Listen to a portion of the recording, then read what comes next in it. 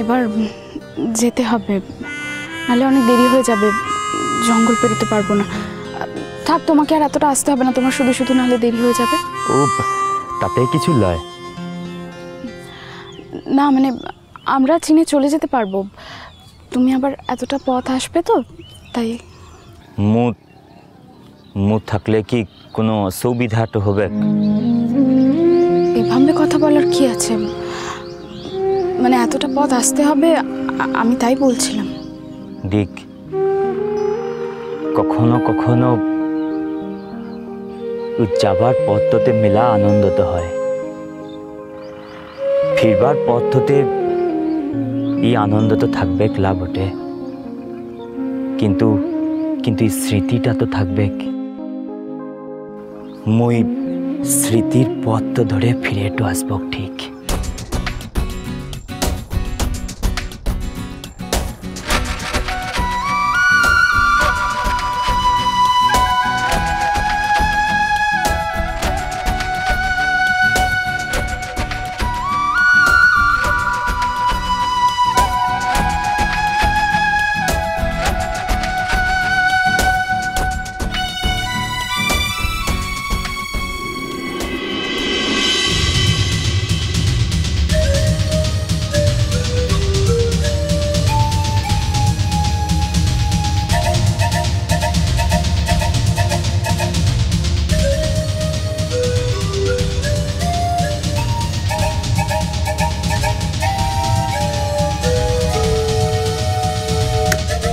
রে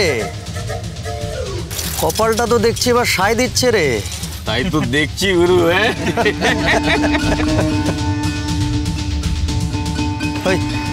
শোন,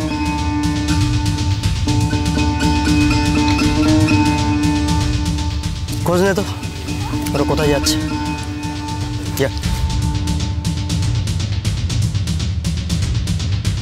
এই তোরা আয়, যেতে তো হবে। তোরা কথা বলছিলি বলেই তো। হ্যাঁ, আমরা তো কখন থেকে সবাই রেডি বল। ঠিক আছে, এবারতে চল কেনে, ও কলকাতাতে পৌঁছাতে দেরি হয়ে যাবে। চল কেনে, চল। হ্যাঁ চলো চলো চলো।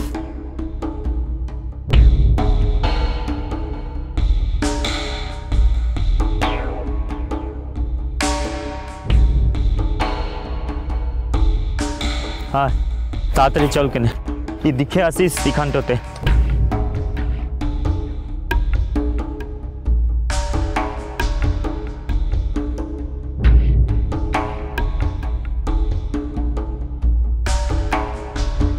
গাড়িতে উঠি তাহলে। হি উঠ কিনে মু যেছি পিছনতে, চল কিনে তোরা।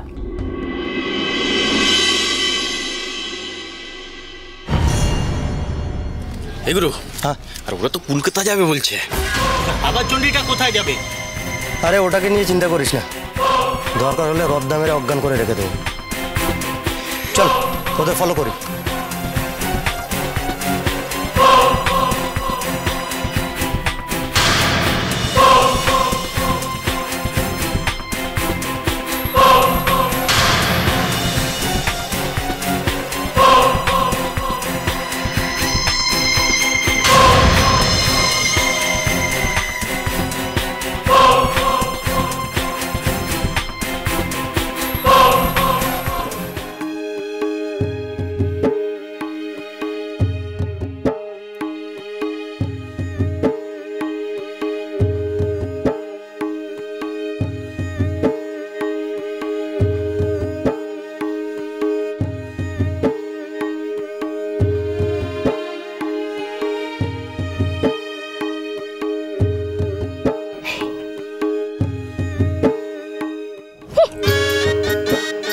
বাবা, এখনো কি রাগ করে থাকা হচ্ছে নাকি আমার উপরে?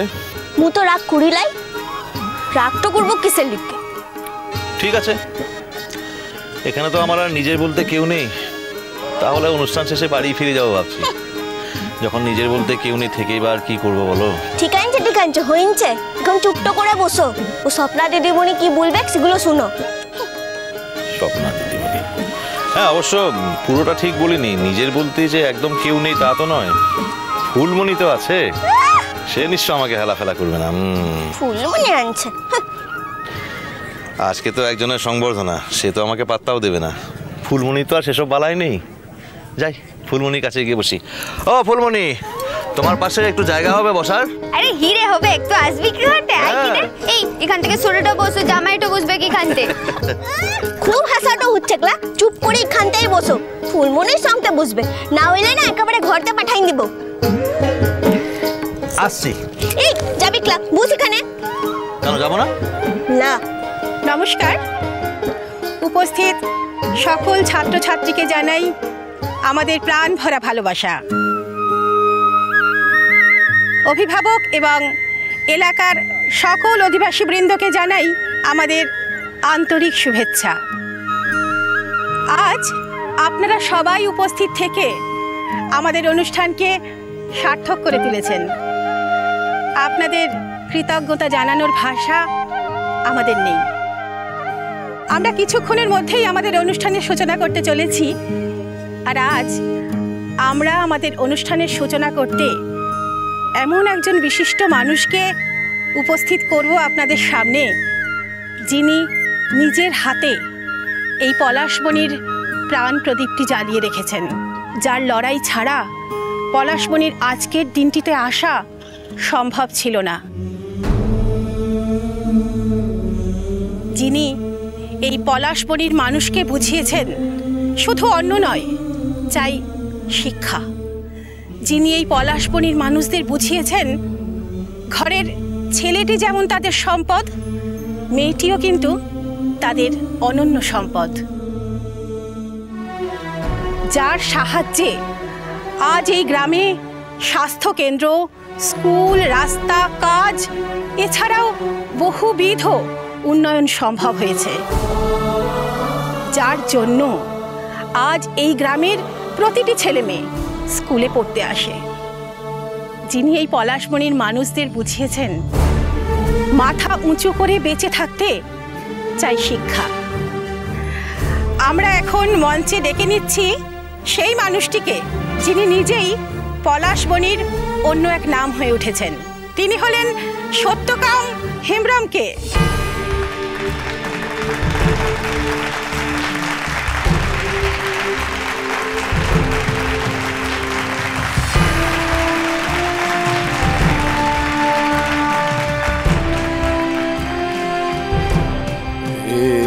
কে কিনে ডাকছে এইরকম জানলে তো আসতাম নাই।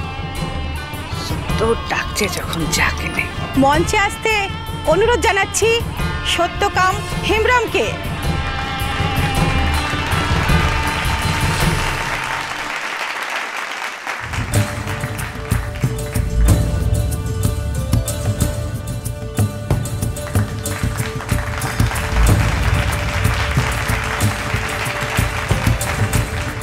এবারে সত্যকাম বাবুকে অনুরোধ করছি প্রদীপ জ্বালিয়ে আমাদের অনুষ্ঠানের শুভ সূচনা করতে।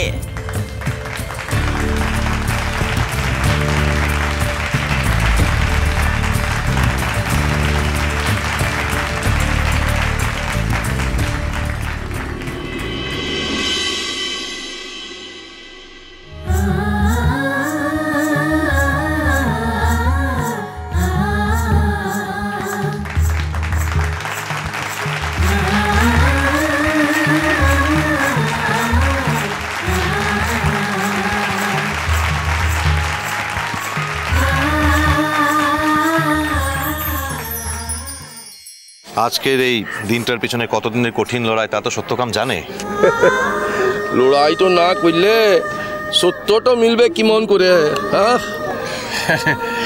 কুমকা এ মু তো চললাম, ও জামাই তোর তুই তো দেখভাল করিস ঠিক করে। এই তো দিলে তো দূরে সরিয়ে জামাই বলে।